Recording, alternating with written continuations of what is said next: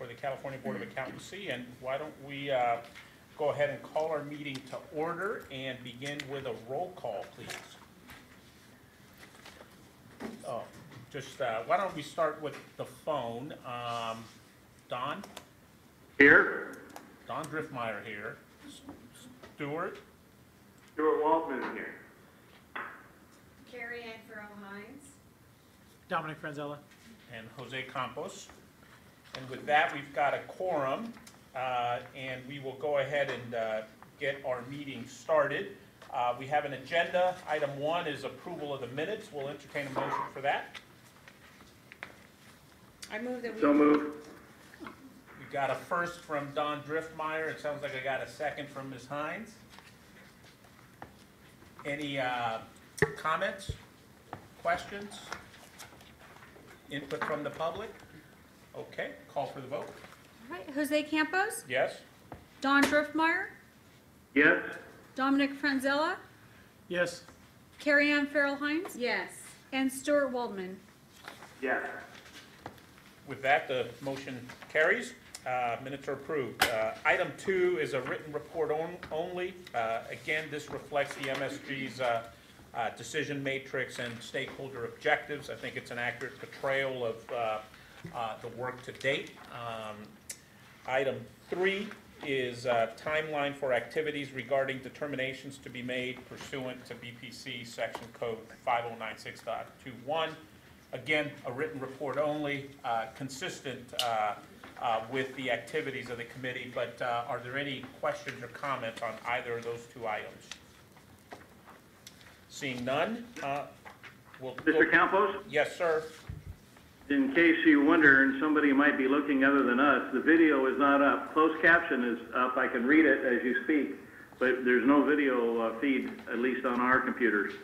Appreciate the real-time play-by-play. We will give that a minute. Captioners use the video. The captioners use the audio. So if they can hear it, they're captioned. It's the video. It's the video. He said the video, the people aren't visible, just the closed captioning is readable. That is correct.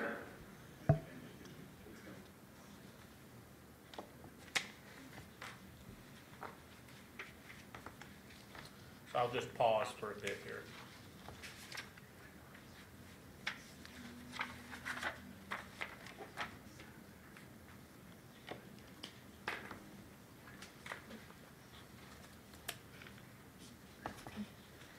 Is that what would show in the back? You're on. Sorry to hear that. Let's proceed to item 4, discussion and possible action regarding the findings of the NASBA related to BPC section 5096.21C. I'll turn it over to Ms. Motasagi. Thank you, Mr. Chair and members. Good afternoon. The purpose of this agenda item is to allow the CBA the opportunity to discuss NASBA's findings related to Business and Professions Code Section 5096.21C. The findings would be used by the CBA to determine whether allowing licensees of certain states to continue practicing under a no-notice, no-fee practice privilege fulfills the responsibility of the CBA to protect consumers. At the May meeting, it was reported that all but 3 states were pending the substantial equivalency. Ms. Motasagi, let me interrupt for just 1 second. Sure. And Don, maybe I can have you mute your line, just because we're hearing it in stereo coming back. And then obviously... We're figuring it out. Okay, we got it. Thank you. Continue, please. Thank you. NASBA informed the CBA that a disciplinary flag for CPAs licensed by Virginia and Alabama is available on CPA Verify. Staff chose the Virginia Board of Accountancy at random to verify this information. A sample ALD individual disciplinary information can be found in your attachment number 5. At this time, I'd like to turn it back to the chair. Thank you, appreciate that. And did we want to get, is this the agenda topic where we would probably get a further update from Ms. Caldwell? I would invite you up, and a little birdie told me maybe you have some updated news on where things might stand with our various jurisdictions. Thank you. So thank you for inviting me to attend and the opportunity to speak. I'm happy to report that as of the last meeting, the only outstanding state that didn't have a disciplinary flag was Puerto Rico.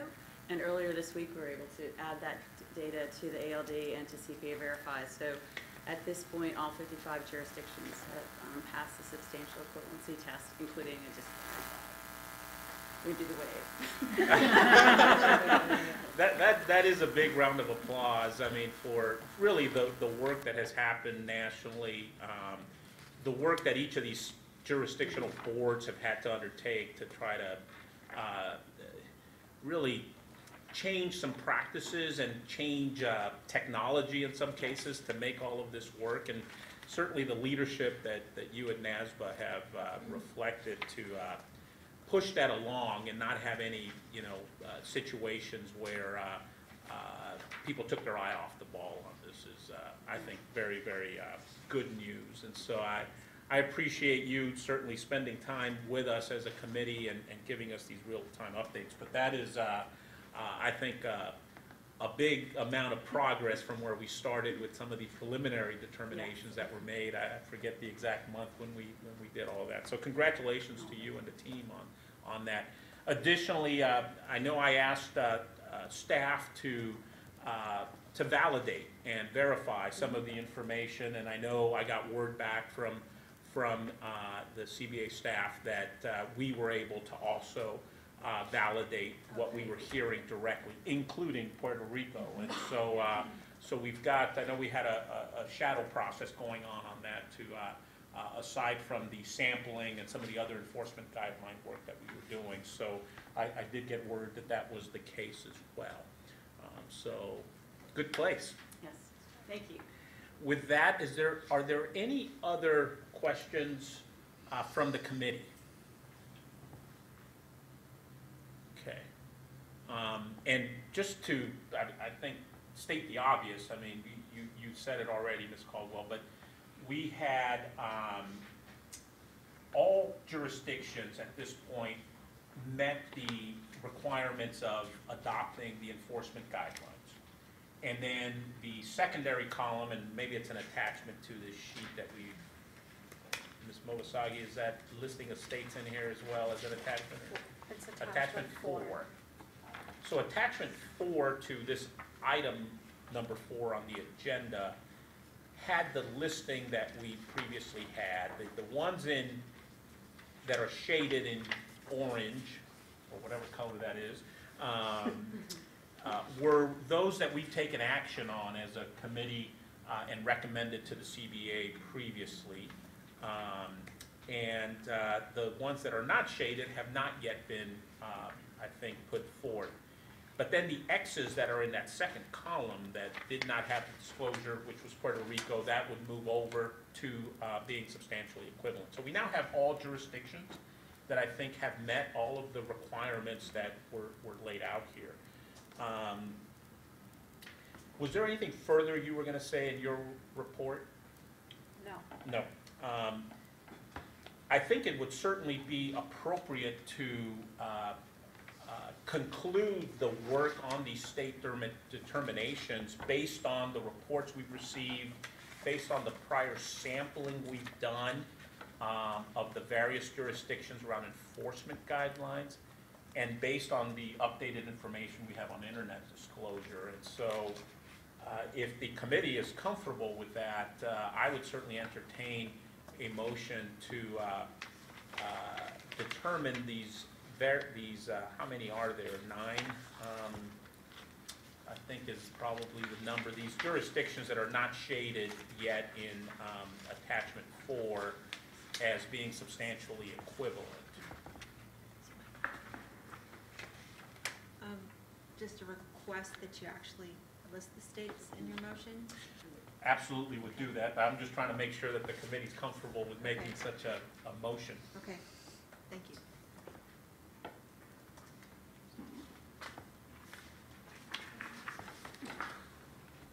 Stuart Waldman's fine with it. So I think what I'm hearing Stuart Waldman move is,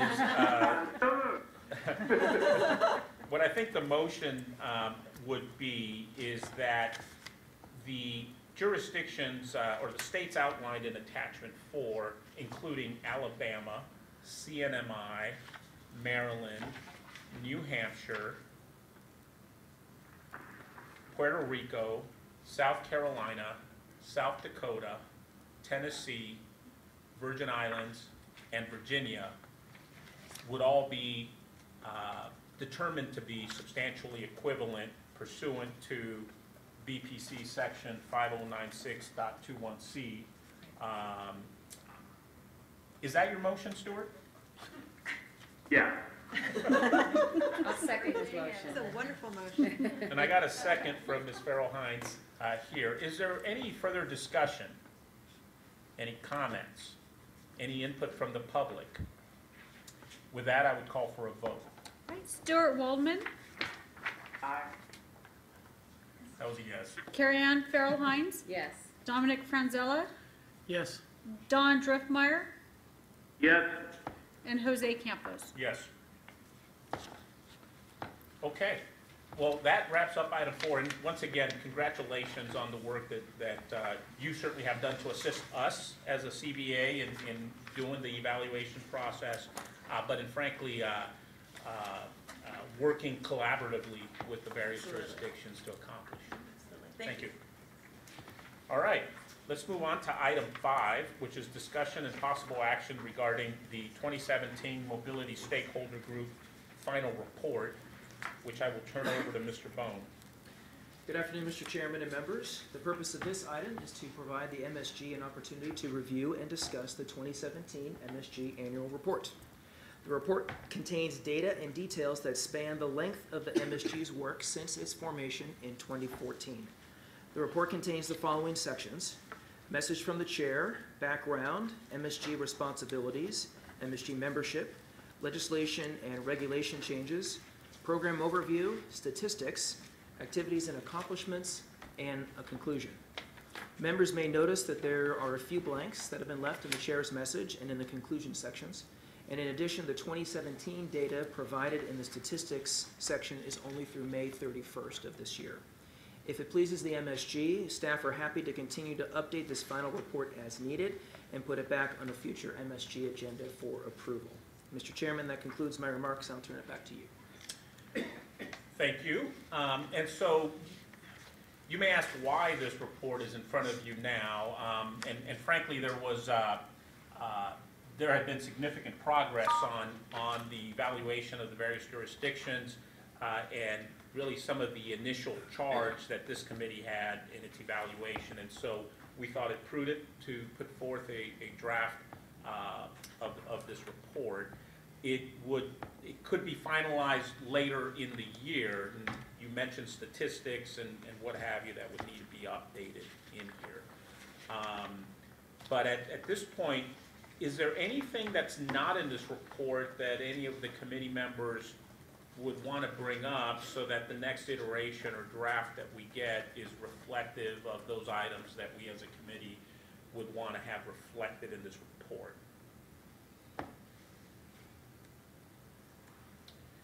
So I'm not hearing anything. So then that just begs the question of what's the appropriate timing for the report. One of the clear items we wanted to make sure got covered is that we allowed sufficient time for the various jurisdictions to be dealt with. And I think we've gotten to the point now where we've got that is determined, and that could be updated in this report. That then leaves the statistics, and the question is, do they have to be final annual statistics, or can they just be cut off through some interim point in 2017 and just identified as being part of that? And I'm seeing some nods, and Dominic, I don't know if you've got any view on that. Yeah, I think they can be cut off, but we also want to make sure we can include the 2017 report into the attachment to the larger report, so we wouldn't want to wait to get the full year's statistics, because otherwise we wouldn't be able to attach it to the You're to saying the the legislative- report under item yeah, 6? under Okay. item 6. So we want to make sure this is included. Yeah. I think the other item that we we had talked about is sort of what the go-forward aspect of this committee may or may not be. And is that, I guess it would be relevant to both this report and to the legislative report. And so I think part of this is giving sufficient time to give some thought to that. What I might suggest, and if the committee is comfortable with this, is that we get an updated version of this report at our September meeting, so our next meeting.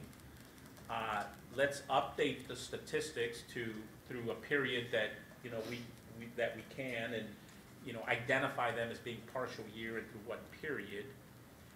And maybe the remaining point, which could be a future agenda topic that I'm sure we'll talk about, is what are some forward-looking items that we may want to incorporate in one or both of these reports going forward. But I think with that, we may be in a position at the September meeting to really finalize and maybe approve this report so that it can then be passed along to the CBA for approval. So I'm seeing some nods. Don and Stuart, since I can't see you nodding, is that sort of, you know, appropriate from your standpoint? Yes, for Don. Yes, for Stuart. Okay, any input from the public on this area?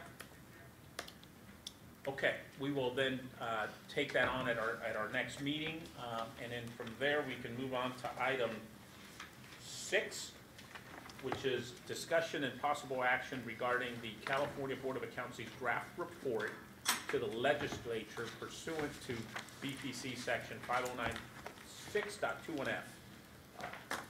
Mr. Franzella, maybe I can have you cover this item. Yes, thank you. So the purpose of this item is really to provide the MSG with an opportunity to offer input to the CBA regarding the draft report to the legislature on the California's mobility program. The MSG is being asked to provide any input it wishes to provide to the CBA with a focus on areas and topics that this committee believes will be crucial for inclusion in the report. So the report itself, I guess I should probably point out, it's in the binder, the separate white binder materials for anybody who's using the paper copy. The draft report itself is made up of 6 main sections: an executive summary, a history and background section, implementation of the mobility program, a section related to how other states address referrals from the CBA, timeframes to address those referrals and outcomes related to their investigations, a comparison of the CBA's mobility program and the prior practice privilege program, and determining an assessment of whether or not it's equivalent, offers more public protection or less public protection compared to the prior practice privilege program, and then a conclusion. In preparing the draft report, staff focused on the 3 minimum requirements identified by the legislature that the report must include, and these are outlined on page 1 of your report, and they are how the CBA implemented the mobility program and whether the implementation is complete, whether the mobility program is, in the CBA's opinion, more, less, or equivalent in the protection it affords the public than the prior practice privilege provisions, and finally, how other state boards of accountancy have addressed referrals to the boards from the CBA, the time frame in which those referrals were addressed, and the outcomes of the investigations conducted by the boards. So the main sections 3 through 5 of the draft report, which represent pages 6 through 35, so obviously the lion's share of the report, are the responses to the areas requested by the legislature. While the content of the report will remain, the overall look and layout of the report is something staff will be working with the Department of Consumer Affairs to finalize, to give it a more polished and finished look. Also, staff are continuing to evaluate the appropriate statistical information for inclusion and placement in the report. A bit of background: as requested by Chair Campos, staff did circulate this report to the members of the MSG to obtain any initial feedback they had prior to finalizing the iteration that you see before you today. And staff also exposed the initial draft to NASBA to obtain some feedback as well. Staff incorporated as appropriate the feedback that it did receive, so thank you for those who provided input to us. As we move through this report, so in consultation with the chair, given the overall length of the report, I will be kind of breaking down the presentation into various sections to allow members to discuss and provide feedback incrementally rather than me going through the whole thing and then going all the way back to earlier stages of the report. So first, I'll kind of quickly touch on and overview the executive summary, history and background, and implementation, the implementation section. So I believe this is pages 1 through 10 of your report.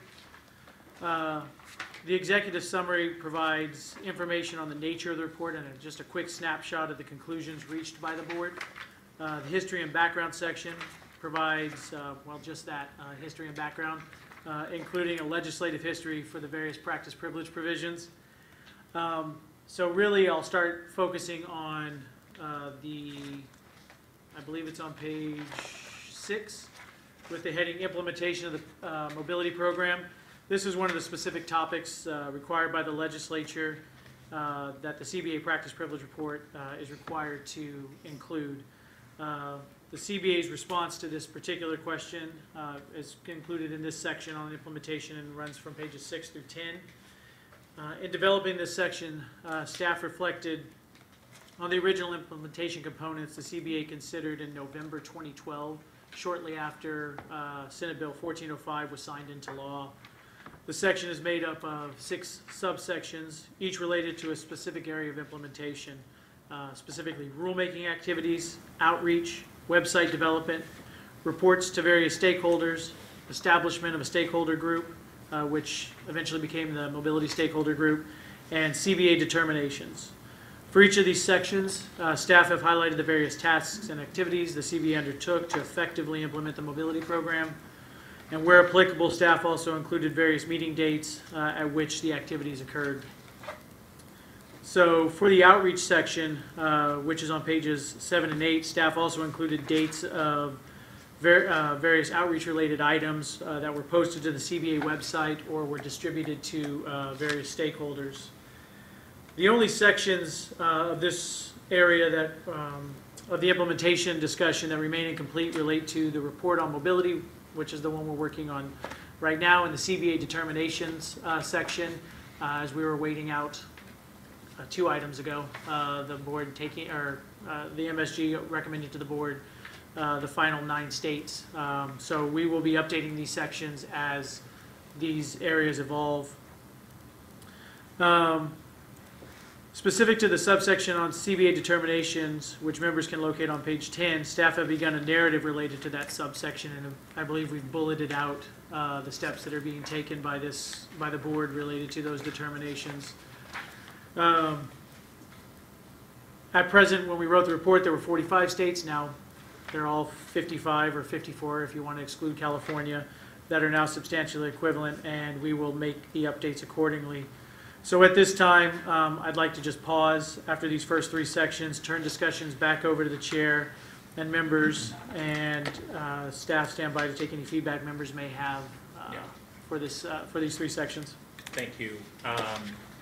And yeah, obviously that last bullet there on page 10 still subject to CBA determination, but I know I've spent time on this report, have given a couple rounds of comments on, including on this most recent version, but any further comments from the committee on the first 10 pages of the report? Okay, let's keep going. All right. So the next area of the report I'll cover is the section titled How Other States Address CBA Referrals, Timeframes to Address Referrals, and Outcomes of Their Investigations, which begins on page 11 and I think runs through page 26 or 27. It's the largest section of our report. As noted in the kind of introductory paragraphs to this section, the legislature required the CBA to make various determinations regarding allowing licensees from other states to continue to exercise a practice privilege under the mobility program. The legislature identified 3 minimum factors the CBA must include as part of its determination, which are the first 3 numerical bullets at the top of page 11. But the legislature also provided an alternative approach to performing these determinations, which focused on adoption and implementation of national guiding principles of enforcement, where they're substantially equivalent practices by states, and the disclosure of disciplinary information by the states. In making determinations, the CBA selected to use the alternate approach and focused on evaluating national enforcement best practices developed by NASBA, whether states have in place and are operating under substantially equivalent best practices, and whether states disclose disciplinary information. So as many states have only recently adopted and are now operating under enforcement practices that are deemed substantially equivalent to the guiding principles of enforcement, there's really almost no statistical data to provide relative to actual referrals by the CBA and the outcomes from those referrals to the other states. Therefore, the report responds to the question regarding referrals and the outcomes with its assessment of the guiding principles of enforcement and how states' enforcement practices would work generally. So from pages 11 to 22, staff provide an overview and a comparison of the CBA's enforcement program and the guiding principles of enforcement, which these guiding principles of enforcement are made up of 5 main areas. And for each section, staff have provided a summary of the CBA enforcement practices and guiding principles of enforcement, and then concluded with the CBA's evaluations regarding the substantial equivalency of those guiding principles of enforcement to the CBA's enforcement program. So beginning on, after we're done with that comparison, beginning on the bottom of page 22, staff have included information regarding the required public hearing the CBA conducted in May 2015, and the CBA's acceptance of the guiding principles of enforcement as meeting the CBA's own enforcement practices. And also at the bottom of page 22 and carrying on to the beginning of page 26, the report highlights the steps the CBA took to evaluate the other states' substantial equivalency to the guiding principles of enforcement and the disclosure of disciplinary information. These pages of the report chronicle the path the CBA took to select NASBA for assisting in the evaluation and an in-depth overview of how the CBA was kept abreast of NASBA's progress. This area of the report also details the methodology the CBA set up for performing assessments of NASBA's findings in the various states the CBA used as a sample for performing its assessment. So, as a member will have seen at the top of page 26, the CBA final determinations were still in progress at the time we wrote this report. We'll be updating that based on any CBA outcomes later, well, tomorrow, more than likely, on the new determinations. And the last area of this section I would like to highlight begins on the bottom of page 26 and carries on to page 27. And in this section, staff have provided information regarding the impact the guiding principles of enforcement had on the CBA mobility program and nationally. In preparing this section, NASBA provided staff with great information on the impact nationally the CBA mobility program had, as well as the guiding principles of enforcement, and staff have incorporated that information into the report. The section notes that the guiding principles of enforcement have set a floor of minimum expectations regarding enforcement programs nationally. This provides a greater level of assurance that California can rely on other states to effectively monitor and enforce their rules and regulations, and provides a greater reliance on the no-notice mobility programs. Action taken by NASBA and the other states as a result of the passage of California's mobility law demonstrated a direct reflection of the positive impact the program had on increased consumer protection nationwide.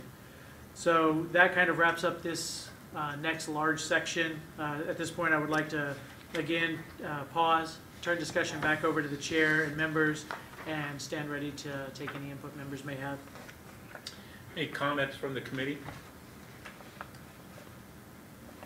And for me, go ahead. And that for all the information that the staff has provided and put together, thanks to NASBA for providing a lot of the information as well. Thank you, Mr. Driftmeyer. So I'm reflecting, going back to page 1, which kind of sets up the framework, right? And I think Mr. Franzella alluded to this already, but I just wanted to make it clear. So this whole section is responding to question 2 on page 1 in the executive summary, right? Which is how other state boards of accountancy have addressed referrals to those boards from the CBA, the time frame in which those referrals were addressed, and the outcome of investigations conducted by those boards, presumably on those referrals that we made. And so we've painted a picture of enforcement and guidelines, and which is appropriate to provide some context. But is this the area where some of the statistics or numerical information is expected to come in the next draft? I believe so, yes. I mean, the sheer volume alone, I believe we've only revoked or taken disciplinary action against 4 individuals as a result, or 4 licensees under practice privilege to date. So the total, and it's relatively recent that we've done them, so the expectation that even the states have done much with them at this particular point, I don't have much expectation for that, just because they're so recent.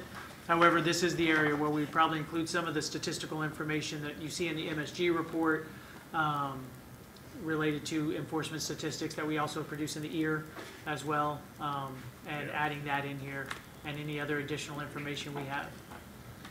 So let me ask a different question. Other than in the context of practice privilege scenarios, would there be any other reasons that we would be referring individuals back to those state boards?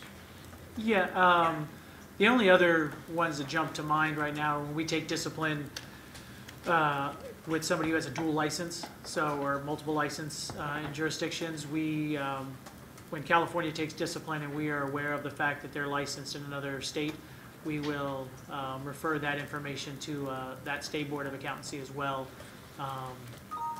and provide them the information, the disciplinary order, to demonstrate what the board had taken. And we have received phone calls over time following up on those particular matters. Okay. So would it be appropriate then, it would seem that we would need to explicitly respond to that question, right? Okay. Probably at the outset of this section 2. Where, and I agree that it's fairly limited number of items that fall into this, but it would seem like we probably should inventory what that might look like for certainly the current periods, but any recent history that we have, and our understanding, and I don't know if this will involve some updated communications back to those state boards of how did these items get dispensed with, or where might they be in their process, and at least provide that information, and then that could be a segue to the broader understanding we have about the enforcement practices of these various state boards. But and so I know as we've been talking during the drafting process about the statistics, this is the only place I probably thought about places where we might need some quantitative information, but open to see where else it fits in, but just making sure we're explicitly responsive to that question. Agreed. That's not a problem. Any other input on this section? Any input from the public so far? Okay, keep going, please. All right, so the last sections I'll cover will be the sections titled CBA Mobility Program, which begins on page 28, as well as the conclusion, which is on page 36. So, for the comparison of the 2 programs, the report covers 8 areas: minimum qualifications, notification requirements, term expiration, jurisdiction, accounting firm registration, consumer access to information, enforcement, and state-level oversight. For each section, staff have provided a summary of the differences, if any, between the present mobility program and the prior practice privilege provisions. And after each comparison, staff have included a CBA finding regarding whether the consumer protection aspects of the present mobility program is less, more, or equivalent to the prior practice privilege provisions. So I'll actually just kind of walk through each one of those, since these are the kind of the more important outcome-related aspects of the report, and I'll be brief. I'll go through them all and then turn it back over to the chair and members to discuss. So the first area covered is minimum qualifications, and this is on page 28. Both programs maintain the same minimum qualifications for practice in California under practice privilege, and are outlined, it looks like on the bottom third of page 28 of the report. And as the minimum qualifications remained unchanged, the finding represents that the 2 programs are equivalent for purposes of this comparison. The next section, which is on page 29, relates to notification requirements. The new mobility program operates under a no-notice requirement, so the vast majority of individuals don't need to notify the CBA prior to exercising a practice privilege. By comparison, under the prior practice privilege provisions, all individuals needed to file a notification form in order to exercise a practice privilege. Both programs maintained a notification requirement related to cessation events, where an individual, if they acquired a certain disqualifying condition or had some cessation event that existed, were required to notify the CBA. In the findings section, the CBA acknowledges that under the present mobility program, it does receive less notification in comparison to the prior practice privilege provisions.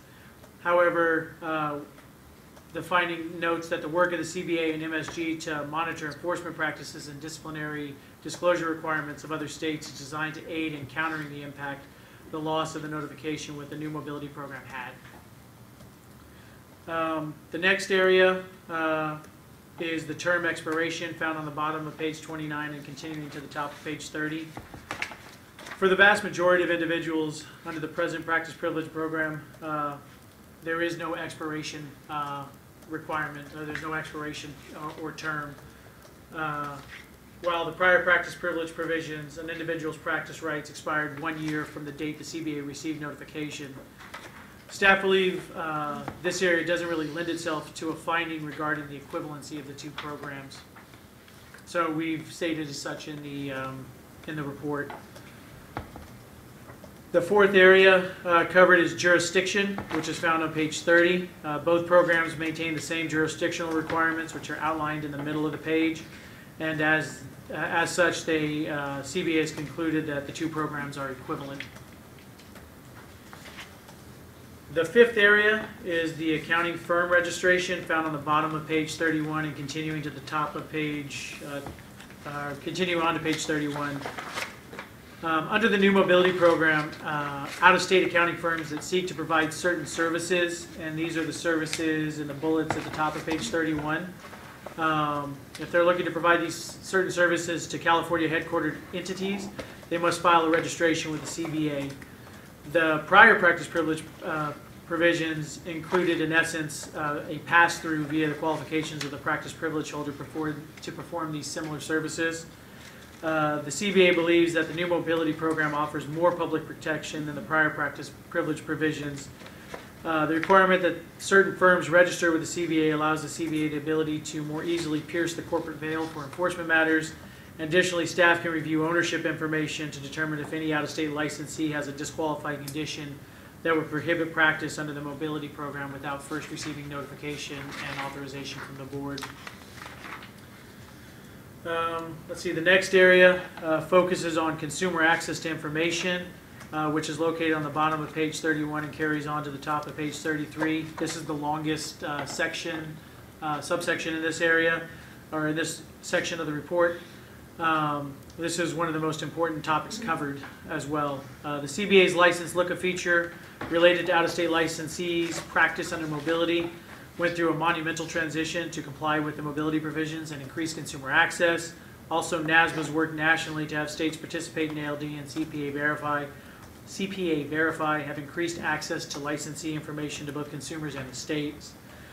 The CBA believes that the increased access to information as a result of the new mobility program offers more consumer protection.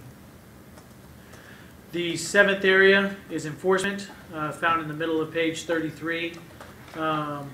This section is somewhat abbreviated in comparison to the prior section, and in the state level oversight, and that's simply because we spent a large section of the report, I think pages 11 to 26, on enforcement.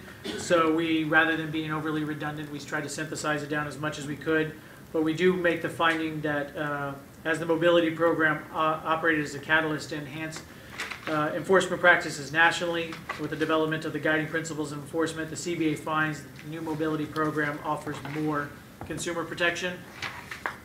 And the last area is state level oversight, which is on the bottom of page 33 and continues on to the top of page 34. This section focuses on the work of the MSG and its role in consideration of whether the mobility program is consistent with the CBA's duty of public protection and whether that has been met, and whether the mobility program satisfies the objectives of stakeholders of the accounting profession in California, including consumers. And this section chronicles the work of the MSG beginning in 2014 through the present. The CBA finds that the state-level oversight provided through the MSG offers more consumer protection, or more public protection as a result. Finally, on page 36 is the conclusion of the report, and the conclusion has been drafted in such a way that it's a bullet point format for ease of reference for future discussions with the legislature. And at this time, I am going to wrap up and turn it back over to the chair and members, and I'd be happy to answer any questions you all may have. Thank you. That's a very thorough review and appreciate that. Very important report. So any comments, questions? I had a comment. This is such a thorough, extensive report about, our efforts, that reflects our efforts to protect the public when it comes to their ability to access accounting services.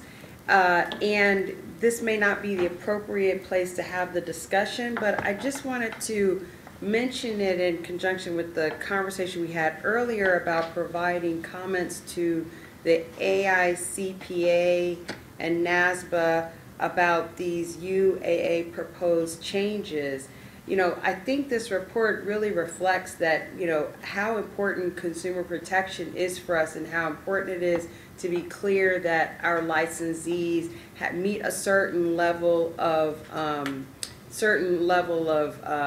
expertise and training, and to really clarify to the public who is an accountant and what kind of services they can provide. And I think that this, provides a lot of the support for why we would be so concerned about efforts to change national regulations that would, muddy the waters about what accounting services are provided, who can be designated as an accountant when a consumer goes to an agency to receive services. I think the depth of this work really makes it very important that we are, very particular about approving changes to adopting, regulations that would, in any way undermine the extensiveness of this work. That's a great point. So I think your point is this report that we've hereby reviewed, with a keen focus on mobility and consumer protection is relevant for staff to consider in the earlier discussion on the UAA aspects. So that's good. Yes, Ms. Shield. If no one else has any other comments, I did have 2 comments on the report. Sure thing. Please go ahead. So on page 29, the CBA finding regarding the notification requirements. So in my experience in working with the boards and legislative reports, I think it's important to keep in mind about the user of the report and making sure it's very clear what your opinion is with respect to something. So in this case, 5096.21F really asks for your opinion regarding each aspect of this article in this program and whether you believe it's more, less, or equivalent in terms of consumer protection versus the prior program. So in this finding, it says in the second paragraph, the work of the CBA and MSG to monitor the enforcement practices and disciplinary disclosure requirements of other states is designed to aid in countering the impact, the loss of the notification with the new mobility program. I just don't understand that. I think it should be more further fleshed out, what you're trying to, the point you're trying to make. The prior paragraph talks about the fact that there's less notice. I believe, I'm trying to discern it, but I think what is trying to come across here is that there are other protective provisions in the current law that would counter any potential loss of that notice. But that needs to be more fully fleshed out so that someone who's not familiar with this area, which would be an analyst in the legislature, can clearly understand the point that you're trying to make with respect to that issue. So I would recommend that that sentence be more fleshed out in that regard. Or it may need an additional, so I think that's a good point. And we spent a lot of time discussing this one because we wanted to be objective and balanced as we were putting this forward. And there's less notice. That's the whole reason all these requirements were incorporated in the law Right. as to what we had to do. And so maybe it'd be helpful to hear from the committee on balance, because you're hearing there's a positive indicator, there's negative indicators here, and where do we conclude? Do we Right. think it's a net decrease to consumer protection? Is it a equivalent, or is it more? Right. And I think that's what your point is, right? Yes. So I don't know if there's any instant reactions from the committee that we can give feedback to staff as to what we would like to see added, maybe as an additional concluding sentence to this section. Well, maybe a definition of what less notification means, because based upon the thoroughness of this report, I'm not sure that I feel like it's less notification as a term of art. It's different. The notification overall may not be lessened. It may just be taking a different context. I'm saying that I don't know. I mean, and as a newer member of the board who is not an accountant, you know, that's important, because, you know, if I can or cannot understand it, I think I'm more reflective of what the public, you know, can or cannot understand.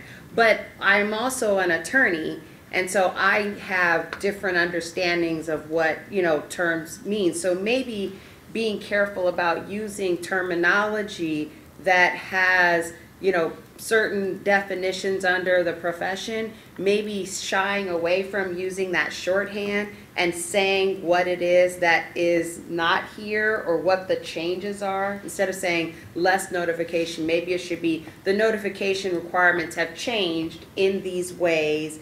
This is how we continue to address consumer protection. You know, maybe it could be, you know, explained in that way. Yeah, so I think it could be a little more explicit. The notification requirement was eliminated, all right? So we went from a registration process to a none, unless you have conditions that require you to. So I think we can be more direct there. But the notification concept is, I think, disclosed throughout this entire report. And so I don't know that we need to spend more time in this section developing that more, unless we see an inconsistency on how we're making that reference. But let's be more direct. Personally, I come down to, it's probably a net equivalent in my mind when you put everything on balance, and maybe we just say that. And I don't know if anybody's got a different view or perspective for staff. Footnotes work well too. Sure thing. And Footnote references always are an easy way to, you know, say, please see this section for a bit more clarification, because it's not like this report lacks information and detail. And so that may solve the issue by just referencing the other section that supports this determination that there's an equivalency that exists. And, you know, see this section for this part of it and see this section for that part of it, you know. Got it. But the one point I would make here, though, is you're concluding on each element individually. Right. And the conclusion is on balance when you put the entire report together, where are we landing? And so it is appropriate, I think, to have some of these that might say it's less protection, some are equivalent, and some are more. And then your conclusion is trying to draw the overall, right? So, Yeah, I think it lends itself. Mr. Campos? Mr. Driftmeyer. Is just a couple of comments regarding what I've been hearing. I think the tenor of this whole process was, what do other states offer in the way of California consumers protection? And it was approached, and from a very good reason, from an enforcement point of view. And assuming a person in California wants to hire a CPA or has reason to hire a CPA from another state, we have gone way above what we ever had envisioned to be able to check that person out, and we have gone through the process of finding out how it happens from the other states. So I think that we've elevated the processability to the consumers if they want to check on a particular person. And then the next step, if they have hired that CPA to perform a professional service, and they felt that professional service was in question and maybe not up to the standards that they expected, or there were issues with that professional service.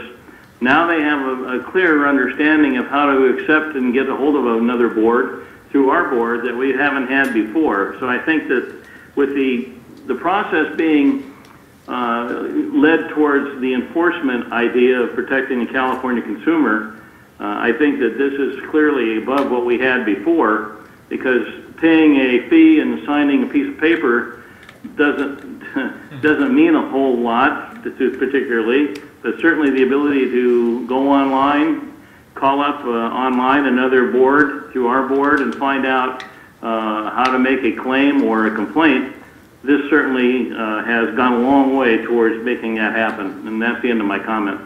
No, I appreciate that, and I think that's all consistent with what's in the conclusion section of this. Ms. Shields, you had a second comment. Okay, one other comment, page 30 at the top, the next finding regarding the term or expiration. So the charge from the legislature was that the board give an opinion on whether the provisions of the current program meet or exceed or equivalent to the prior program. So if you read this finding, it's this area does not lend itself to a finding. So I don't think it's responsive to the legislative mandate, and I do think you could do an analysis, and it's similar to the prior one, because there was a notice requirement previously, and now there isn't a notice requirement. So there was a registration requirement that had an expiration date, and now we don't have one. So it's a similar type of analysis. The question comes down to, do you think having an expiration term on a registration? Now, a registration is not the same as a license. A registration is simply registering. You don't do any extra exams or anything like that. Is a registration requirement with an expiration term more or less or equivalent to not having a registration term limit? And I mean, I think that might not be too difficult of an analysis, because it's only a registration that expires every year. Does that provide more public protection than not having one where you can similarly take both out of practice if there's a violation? No, I think it's a good point. It forces, I think, a couple thoughts. So we've eliminated the notification process, that obviously anytime you notify or register something, you put a term on it. I think there's still inherently a term, in the sense that these individuals have to be licensed in each of the jurisdictions that they're coming from. Right. So there's an inherent term with respect to their original jurisdiction of licensure. We can probably incorporate that discussion in here, and frankly, get to a net equivalent type of consideration on this one. I can get us there. Is that helpful? Yes. Good point. Was that the That's last it. of your comments? Any other comments? We're running a little long here, but I think this is good, and it's a fairly meaty report. Yes. Nothing else? All right, I think we've gotten everybody's comments incorporated. I think the plan of attack here, if I may, is let's bring this back in September. My understanding is there's going to be a formatted version of this that'll probably look a little prettier and what have you, and so whatever efficient means you have to highlight key changes for the committee, that would be helpful. If it's a track changes of this report, great, or if it's a summary, maybe a bullet point summary of where we would find changes in the formatted version, I'm okay with that, I think, and that would be helpful to the committee. Yeah, absolutely. I think in terms of sequencing, it would be helpful if we get to closure on the annual report, the topic we talked about just previously, say at the September meeting. That would give this report maybe an eye towards closure at the November meeting, which would be responsive to the 1/1/18 filing, and that sequencing might work well for getting them both out. Yes, and it's still, one of the components is that last state level oversight area related to the ongoing work at the MSG.